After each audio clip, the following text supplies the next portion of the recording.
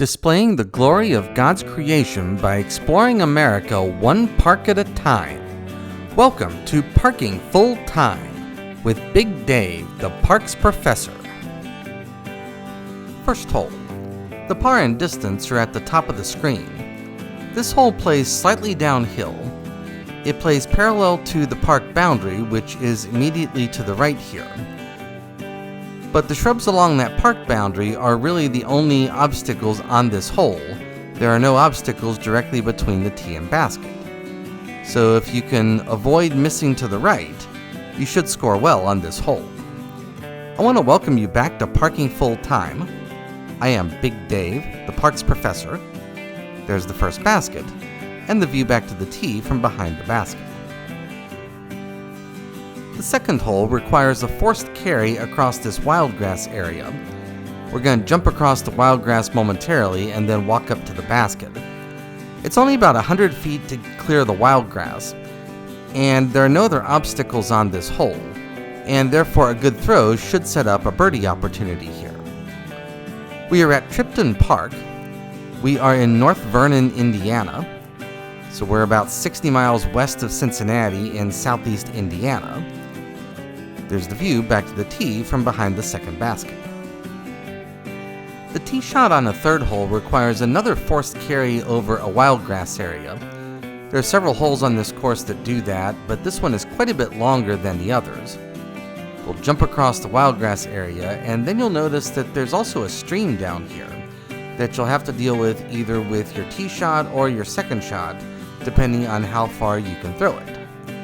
Across the stream, this hole heads gradually uphill, and while this hole isn't tight by normal standards, it is by far the tightest hole that we've seen so far, especially in the area up here by the basket.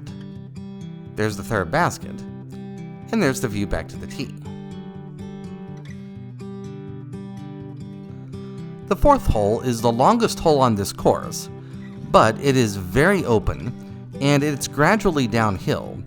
And so, in my opinion, this hole is not as hard or as potentially damaging to your scorecard as the previous hole. I should mention that most holes on this course have two tees, a long tee and a short tee, and those are the two distances I'm giving you at the top of the screen. All of these video clips start from the long tee. From the short tee, this course is very beginner friendly, and therefore most players will choose to play the long tees here. I want to take the opportunity of this hole to thank you for watching. Parking Full Time would not be anything without the people who watch. I realize that every day, and I thank you every day. Also, I took a vow many years ago not to make any monetary compensation for anything I do for this project, and so all I get for doing these videos are your likes, your subscribes, your views, and your comments, and I do appreciate all of those things. The fifth hole is the tightest hole on this course. It plays across this heavily wooded ravine and then goes steeply uphill to the basket. There is a fairly low ceiling created by the tree limbs, and that does come into play because of the uphill nature of the second half of this hole.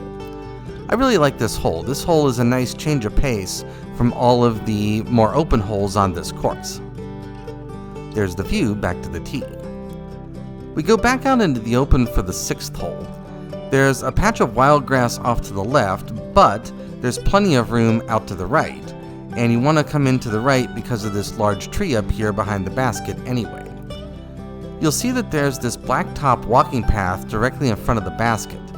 That path winds throughout the course, and it does present a safety hazard. I did see one other family walking that path when I came here. The seventh hole is another very open hole.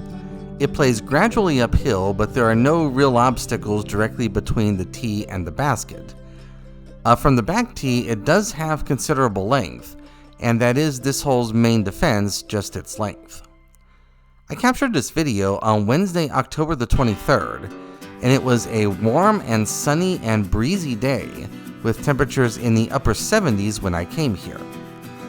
All of these baskets have these little flags on the top, and they can help you see the basket, especially among the rolling terrain. They have really tall hole signs here as well, and I had no trouble following the course route anywhere around this course, even without the aid of a map.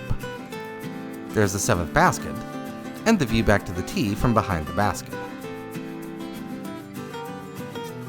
The 8th hole is the last of the really short holes.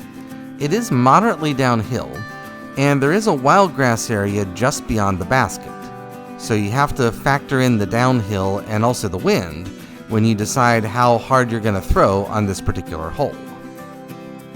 Overall, this is a really nice 9-hole course for a small-town city park. It's beginner-friendly, but it also has enough length and difficulty to keep more experienced players interested, at least on occasion. The 9th hole is the last hole on this course. The tee shot is another forced carry over another wild grass area.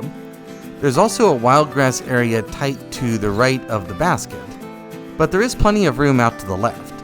So you have to decide how much risk you want to take and how much you want to challenge the wild grass with your tee shot on this hole. Also, I want to thank the designers for building this as a 9-hole course. It would have been tempting to try to cram 18 holes into this plot of land, but they chose to build 9 good holes rather than build 18 mostly marginal holes, and I think that was a really good choice on their part. That is the end of the course. Have a great afternoon. Take care, and Lord bless.